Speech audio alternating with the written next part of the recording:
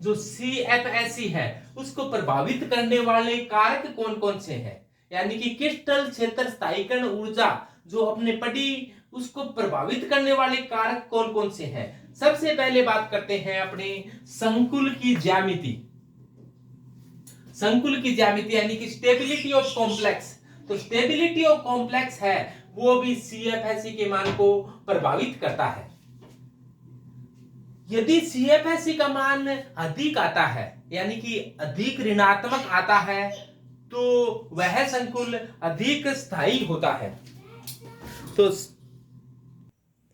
तो सबसे पहले बात करते हैं अपने संकुल की ज्यामिति। और संकुल की ज्यामिति के बारे में अपने देखें कि संकुल किस प्रकार के होते हैं। यदि संकुल में सेंट्रल एटम का जो हाइब्रिडाइजेशन है वो यदि sp3 है तो इस प्रकार का संकुल चतुष्फलकीय ज्यामिति रखता है।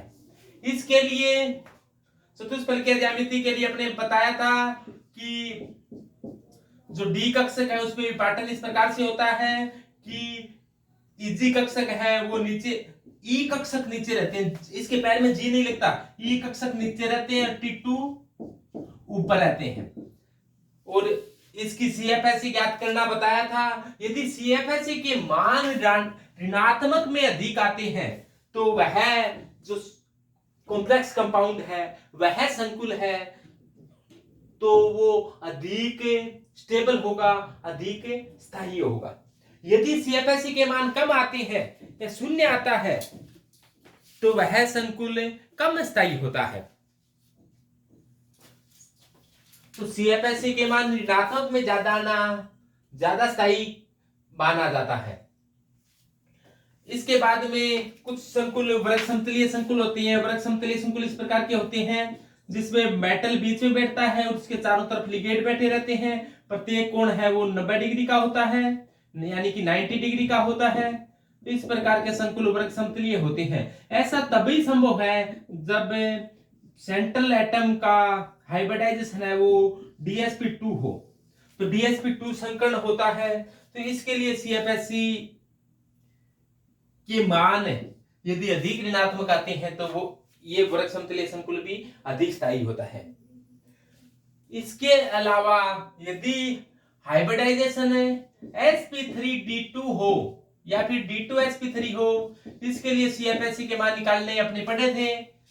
इसके अंदर डी कक्षकों के अंदर जो विपाटन होता है वो चतुष्फलकीय का उल्टा होता है, यानी कि जैसा चतुष्फलकीय में विपाटन हुआ था वैसा नहीं होता। इसमें क्या होता है, जब डी कक्षकों की ऊर्जा समान होती है ऐसे डी कक्षकों को समभ्रंश कक्षक कहते हैं। इन डी कक्षकों के पास से यदि कोई लिगेंड आता है तो इनकी ऊर्जा में विपाटन हो जाता है। T2G कक्षकों की ऊर्जा कम हो जाती है। T2G कक्षकों में आती है dxy, dyz और dxz और EG कक्षकों में आते हैं dx2y2 और dz2।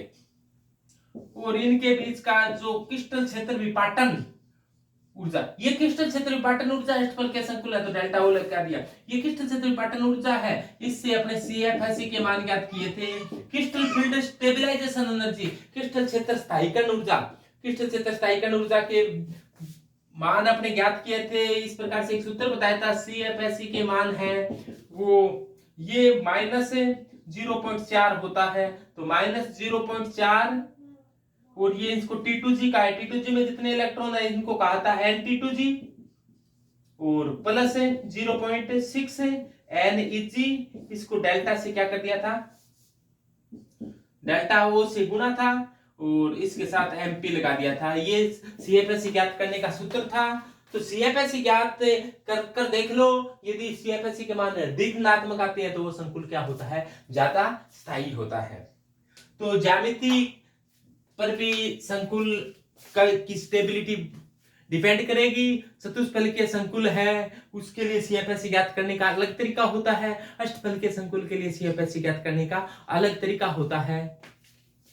तो संकुल की ज्यामिति है और इस ज्यामिति के बारे में आप जानते हो कि यदि sp हाइब्रिडाइजेशन पाया जाता है तो ज्यामिति रेखीय होती है। sp हाइब्रिडाइजेशन पाया जाता है तो इस प्रकार की ज्यामिति होती है। ऐसी ज्यामिति को लीनियर यानी कि रेखीय कहते हैं। sp2 हाइब्रिडाइजेशन पाया जाता है तो इस प्रकार की ज्यामिति बनती है, इसको समतल त्रिकोणीय कहते हैं। और यदि एक लोन पेयर आ जाए तो इस प्रकार की ज्यामिति बन जाती है, इसको वी आकार की ज्यामिति कहते हैं। यदि ऐसा हो जाए कि sp3 संकर्ण हो तो इस प्रकार की ज्यामिति बनती है। ऐसी ज्यामिति को चतुष्फलकीय ज्यामिति कहा जाता है। चतुष्फलकीय ज्यामिति खास बात है, इसको कैसे भी घुमा लो ये चतुष्फलकीय रहेगी। बॉन्ड एंगल है वो 109 डिग्री 28 मिनट का रहेगा। 109 डिग्री 28 मिनट के बॉन्ड एंगल की संख्या कितनी होती है? 6। तो 1 2 3 4 5 और 6 109 डिग्री 28 मिनट के बंद कोण होते हैं 6 चतुष्फलकीय ज्यामिति में। और चतुष्फलकीय के बाद में यदि sp3d या dsp3 संकर्ण होता है तो ज्यामिति होती है त्रिकोणीय द्विपिरामिडी। त्रिकोणीय द्विपिरामिडी इस प्रकार से होती है कि एक त्रिकोण बन गया जैसा sp2 में होता है, इतना ही है तो sp2 ज्यामिति बोलते हैं।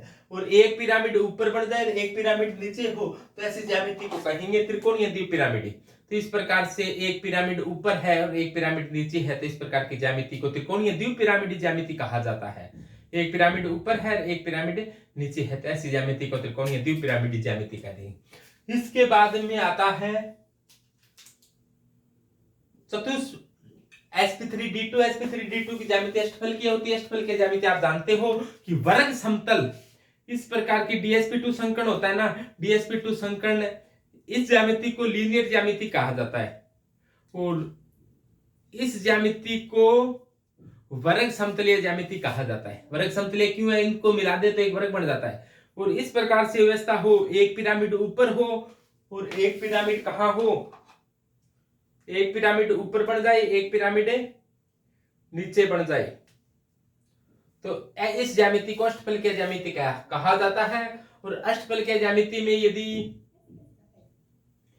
अष्टफलकीय ज्यामिति के अंदर लोन पेयर आ जाता है, एक लोन पेयर आ जाता है तो इसको वर्ग समतलीय पिरामिडिक कहते हैं। एक लोन पेयर आता है तो, और दो लोन पेयर आता है तो वर्ग समतलीय हो जाती है। तीन लोन पेयर आ जाता है टी आकार की हो जाती है। चार लोन पेयर आ जाता है वी आकार की हो जाती है। पांच लोन पेयर आ जाता है तो लीनियर हो जाती है।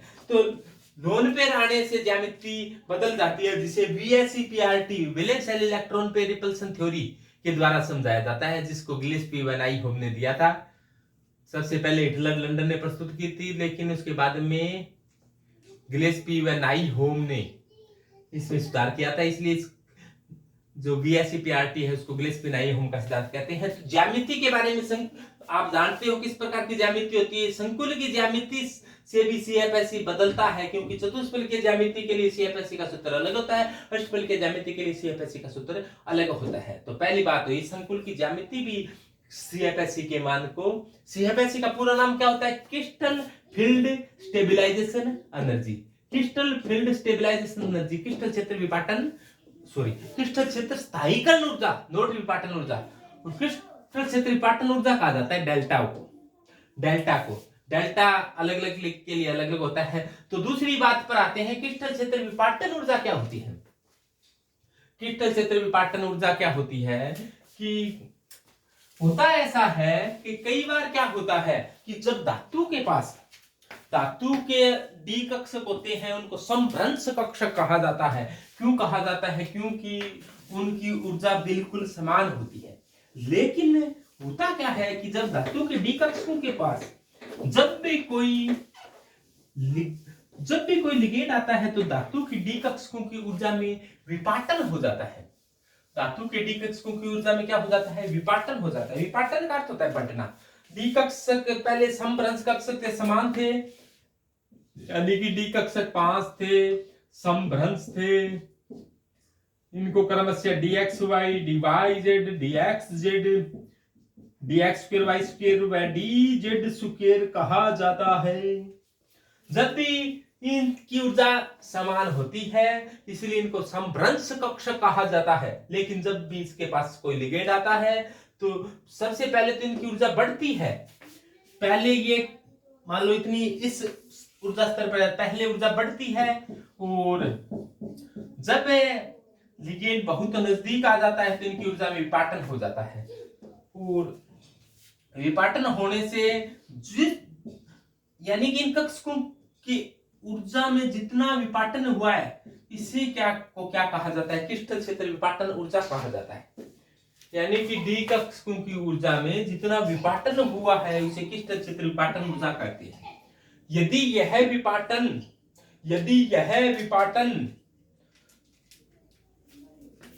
चतुष्फलकीय संकुल के लिए तो इस विपाटन को डेल्टा टी कहेंगे। यदि यह विपाटन त्रिकोणीय संकुल के लिए है तो इसको क्या कह देंगे, त्रिकोणीय संकुल के लिए है तो इसे क्या कहेंगे, डेल्टा टेट्रागोनल कहेंगे। यदि यही विपाटन अष्टफलकीय के लिए है तो इसको डेल्टा ओक्टाहेड्रल कहेंगे। और यदि यही विपाटन स्क्वायर प्लेनर के लिए है तो इसको क्या कह देंगे, डेल्टा स्क्वायर प्लेनर कह देंगे। और यदि यह विपाटन, सबसे पहले बताया था यह विपाटन टेट्राहेड्रल के लिए है तो इसको क्या कह देंगे, डेल्टा टेट्राहेड्रल। डेल्टा टेट्राहेड्रल को शॉर्ट में डेल्टा टी लिख देते हैं, टेट्रागोनल। तो अब देखो टेट्राहेड्रल और टेट्रागोनल में किसकी विपाटन ऊर्जा क्या ज्यादा होती है, डेल्टा टेट्रागोनल की विपाटन ऊर्जा ज्यादा होती है। इसके बाद में किसका नंबर आता है, ऑक्टाहेड्रल का, और उसके बाद में किसका नंबर आता है, स्क्वायर प्लेनर का।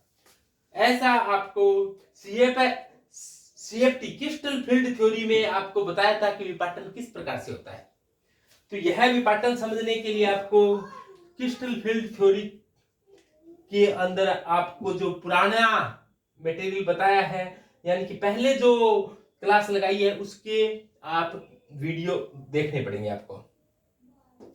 तो आप को किस प्रकार से विपाटन होता है इसको विस्तार से जानने के लिए आप और वीडियो देखो, इसके जो पीछे की वीडियो है। तो इसके पश्चात अपने बात करते हैं, इसमें संबंध भी बताया था कि डेल्टा टी और डेल्टा ओ में, डेल्टा टी और डेल्टा ओ में डेल्टा ओ बड़ा है, और डेल्टा टी और डेल्टा ओ में डेल्टा टी बराबर बताया था 4/9 डेल्टा ओ, यानी कि डेल्टा ओ में तो या अपने ऐसे कहते हैं डेल्टा टी को लगभग ये 2 गुना है। 4/9 को अपने 4/8 मान ले, यानी कि 2 गुना है, 9/2 हो जाएगा ना यहाँ पर, 9/4। तो लगभग 2 आ गया ना, 2 पॉइंट, या मैं ऐसे कहते हैं इसको कि 9 डेल्टा टी बराबर क्या है, 4 डेल्टा ओ, यानी कि इस 9 को इधर ले जाओ तो 9 डेल्टा टी बराबर क्या है, 4, और 4 को इधर ले आओ तो 9/4 डेल्टा टी बराबर क्या है, डेल्टा ओ। और 9/4 का भाग दे दो इसमें तो कितना आ जाएगा, 2.75, यानी कि डेल्टा ओ निकालना है तो डेल्टा टी को कितने से गुणा करना पड़ेगा, 2.25 से, 2.25 से गुणा होगा तब डेल्टा ओ के बराबर आता है। कई बार एग्जाम में पूछा गया है कि डेल्टा ओ है वो लगभग 2 गुना है डेल्टा टी से, लगभग कहे तो 2 गुना लिख दो, नहीं वास्तव में कितना होता है, 2.25 गुना होता है। इसके बाद आपको यह भी बताया कि स्क्वायर प्लेनर और डेल्टा ओ में क्या संबंध है। तो डेल्टा,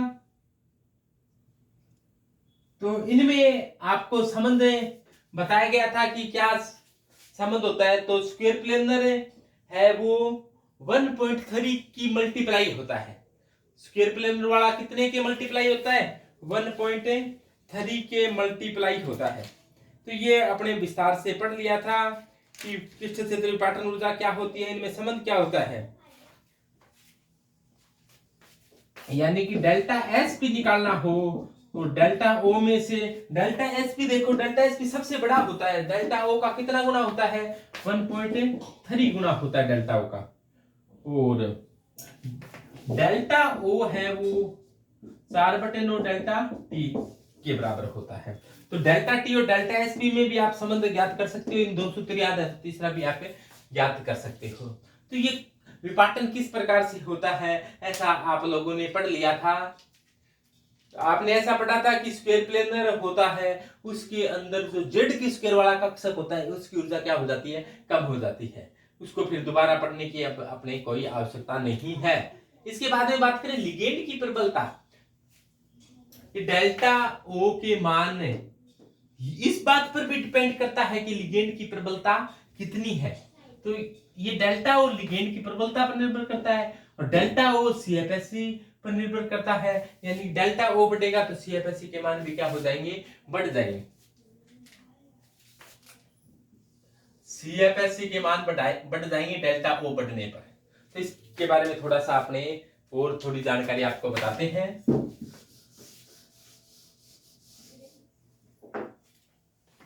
तो देखो, अब अपने बात करें कि जो डेल्टा का मान है वो लिगेंड की प्रबलता पर किस प्रकार से निर्भर करता है। तो इसके लिए मैं थोड़ा सा बताऊं कि लिगेंड है वो 2 टाइप के होते हैं। एक लिगेंड ऐसी होती है जिनको स्ट्रॉन्ग लिगेंड कहा जाता है, और एक लिगेंड ऐसी होती है जिनको वीक लिगेंड कहा जाता है। और स्ट्रॉन्ग लिगेंड होता है उसकी प्रबलता, स्ट्रॉन्ग लिगेंड की उपस्थिति में विपाटन अधिक होता है, और वीक लिगेंड की उपस्थिति में विपाटन क्या होता है, कम हो पाता है। यदि स्ट्रॉन्ग लिगेंड है तो विपाटन है वो अधिक होता है, जबकि वीक लिगेंड है तो विपाटन क्या होता है, कम होता है। होता ऐसा है कि मान लो डी कक्षक थे, डी कक्षकों के पास यदि ये चतुष्फलकीय है, यदि संकुल चतुष्फलकीय है तो क्या हुआ, जी ई कक्षकों की ऊर्जा कम होगी, T2 की क्या होगी, ज्यादा होगी। तो ये जो था वो डेल्टा टी था। चतुष्फलकीय में डेल्टा टी इस प्रकार से था। अष्टफलकीय में क्या हुआ कि T2G की ऊर्जा क्या रह जाती है, कम रह जाती है, EG की ऊर्जा क्या हो जाती है, ज्यादा हो जाती है। T2G में आते हैं dxy, dyz और dxz, और EG में आते हैं dx स्क्वायर y स्क्वायर और dz स्क्वायर।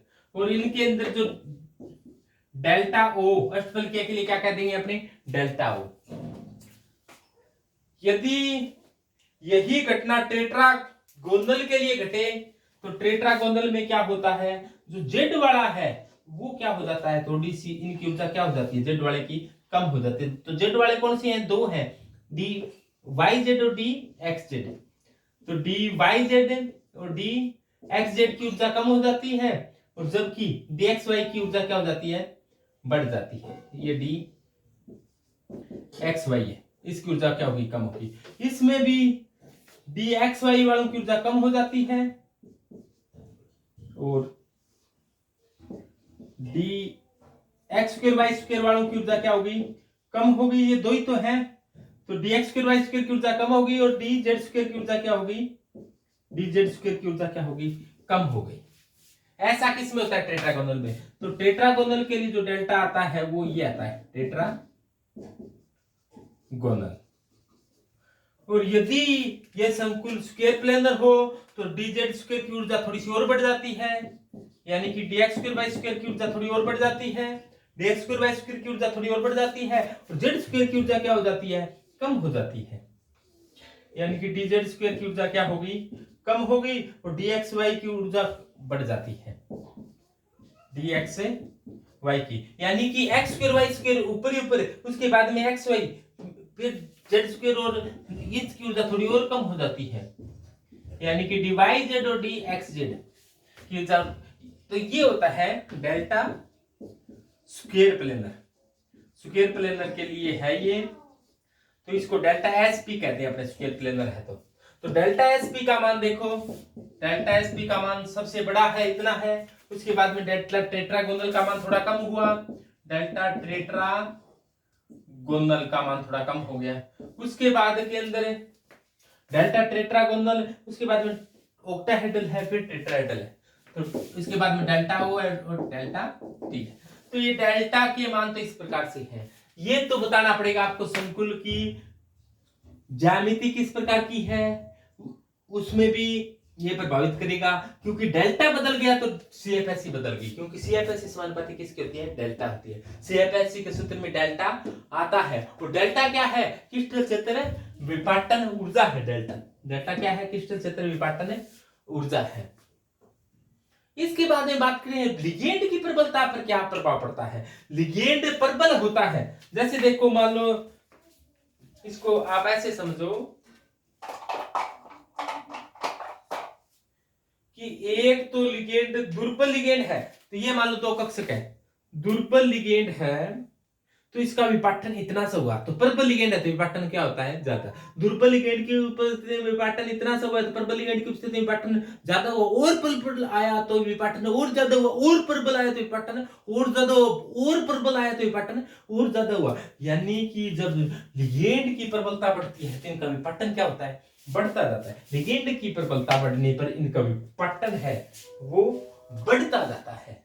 अब कौन सा लिगेंड प्रबल, कौन सा दुर्बल, इसके लिए एक स्पेक्ट्रो सीरीज होती है, और ये सीरीज क्या है, इसमें सबसे पहले सबसे ज्यादा होती है सीओ की, सीओ, उसके बाद में एनओ आता है। तो ये बहुत से लिगेंड होते हैं, मैंने कम ही लिगेंड लिखे हैं, सबसे ज्यादा होती है सीओ की, एनओ की, उसके बाद में एनओ, उसके बाद में जैसे Cn माइनस है, NO2 है, NH3 है, EDT है, O माइनस है। यानी कि ये जल तक, यहां तक तो क्या होता है, ये स्ट्रॉन्ग लिगेंड होते हैं, और इसके बाद के जो जल और एलोजन ये क्या होते हैं, वीक लिगेंड होते हैं। यानी कि जल से पहले वाले स्ट्रॉन्ग लिगेंड है, इनको वीक लिगेंड कहा जाता है। तो इसके आधार पर स्ट्रॉन्ग क्या है, वीक क्या है। लेकिन स्ट्रॉन्ग में भी बहुत ज्यादा स्ट्रॉन्ग कौन सी है, बहुत ज्यादा स्ट्रॉन्ग है, इसके लिए डेल्टा का मान ज्यादा होगा, इसके लिए डेल्टा का मान कम होगा, इसके लिए डेल्टा का मान और कम होगा, और कम होगा। डेल्टा का मान लिगेंड की प्रबलता घटने के साथ साथ डेल्टा का मान भी कम होता है। यानी कि डेल्टा है वो समानुपाती क्या है, लिगेंड की प्रबलता। डेल्टा है वो क्या है, लिगेंड की प्रबलता के समानुपाती है। यानी कि लिगेंड की प्रबलता बढ़ेगी तो डेल्टा का मान बढ़ेगा, और लिगेंड की प्रबलता कम होगी तो डेल्टा का मान क्या होता जाएगा, कम होता जाएगा। तो इस प्रकार से अपने लिगेंड की प्रबलता के आधार पर डेल्टा का मान चेंज होता है। क्योंकि CFSE का जो मान ज्ञात करते हैं उसके अंदर ये बताते हैं कि T2G में कितने इलेक्ट्रॉन है, EG में कितने इलेक्ट्रॉन है, चतुष्फलक किया तो T2 और E कहते हैं, T2 और E में कितने इलेक्ट्रॉन है। अब ये इलेक्ट्रॉन किसका इलेक्ट्रॉन होते हैं, ये सेंट्रल एटम का होता है। सेंट्रल एटम के रूप में सामान्यतः सेंट्रल मेटल होता है। तो सेंट्रल मेटल का इलेक्ट्रॉनिक कॉन्फ़िगरेशन का भी प्रभाव पड़ेगा। और सेंट्रल मेटल, इसके अलावा देखो पांचवा मैंने लिखा है केंद्रीय धातु का प्रभाव। केंद्रीय धातु यदि 3D सीरीज का है, 4D सीरीज का है, 5D सीरीज का है, यानी कि यदि वो ज्यादा भारी है यानी कि हैवी है, तो उसका भी क्रिस्टल फील्ड स्टेबलाइजेशन एनर्जी है उस पर प्रभाव पड़ता है। वो फिर डिपेंड करेगा डेल्टा पर, और डेल्टा डिपेंड करेगा CFSE पर। तो इस प्रकार से ये CFSE को कौन कौन से कारक प्रभावित करते हैं इसके बारे में अपने थोड़ी जानकारी प्राप्त की कि क्या होती है CFSE, और CFSE को कौन से कारक प्रभावित करते हैं। अब कोई इसके बारे में ज्यादा आपको बताने की जरूरत नहीं है, क्योंकि आपको CFSE ज्ञात करना भी बता दिया गया है कि CFSE ज्ञात कैसे की जाती है। यदि उपकोष आधा भरा हुआ है तो CFSE के मान 0 आते हैं। यदि उपकोष पूरा भरा हुआ है तो भी CFSE के मान 0 आते हैं, केवल पेयर एनर्जी वाला मटेरियल रह जाता है। स्क्वायर प्लेनर के लिए डेल्टा का मान ज्यादा होने के कारण CFSE के मान भी ज्यादा आएंगे। तो CFSE के मान कई बातों पर निर्भर करते हैं, अपने एक एक देखा। इसके बाद में बात करते हैं